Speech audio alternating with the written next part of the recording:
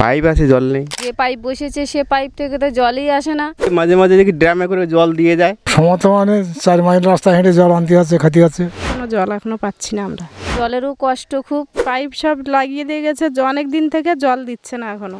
মাটি ভরাট করা রয়েছে লম্বা লাইন জুড়ে পাইপ লাইনের যে পানীয় জলের, কিন্তু তারপরেও সে সুরাহা হয়নি। বারে বারে বিডিওকে জানানো হয়েছে, তাতেও লাভ হয়নি।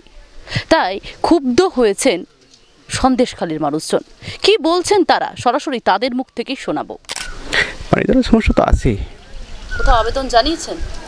আবেদন তো জানানো অনেকবার বিডিও অফিসে হয়েছে, কোনো লাভ হয়েছে না। না, পাইপ আছে, জল নেই। মানে ভোট আসছে, রাজনৈতিক নেতা মন্ত্রীরা তো আপনাদের ওই যে মাঝে মাঝে দেখি ড্রামে করে জল দিয়ে যায়, কিন্তু একটা পরিবারে কতটা জল হলে সেটা সমাধান হয় সেটা তো ওনারা জানে। কোনো লাভ হয়নি তার মানে? না না, জল তো আমরা পাচ্ছি না, ওই জল এনে এনে খেতে হচ্ছে।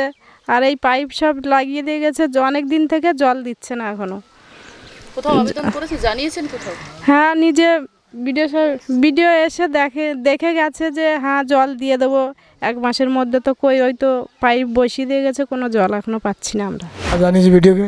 ভিডিও কিছু করেছে না, সমস্যায় পড়তে হচ্ছে তাহলে আপনাদেরকে। সমতমানে 4 মাইল রাস্তা হেঁটে জল আনতে আছে, খাতি আছে। সমস্যা খুব। ভিডিও কাছে জানানো হয়েছে, ভিডিও দেখে গেছে নিজে। কতদিন ধরে ভুগছেন এই সমস্যা? তাই 3 বছর 3 বছর হয়নি কোনো সমাধান আমাদের।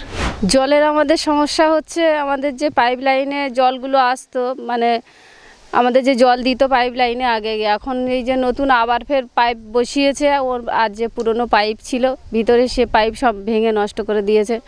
আর এখন যে পাইপ বসেছে সে পাইপ থেকে তো জলই আসে না।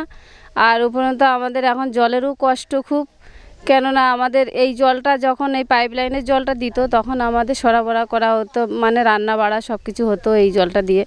আর পানীয় জলটা ওই টিউবওয়েলের থেকে আনা হতো, কিন্তু এখন তো এই জলটা বন্ধ করে দিয়ে আমাদের জলের মানে সমস্যা খুব দেখা দিয়েছে।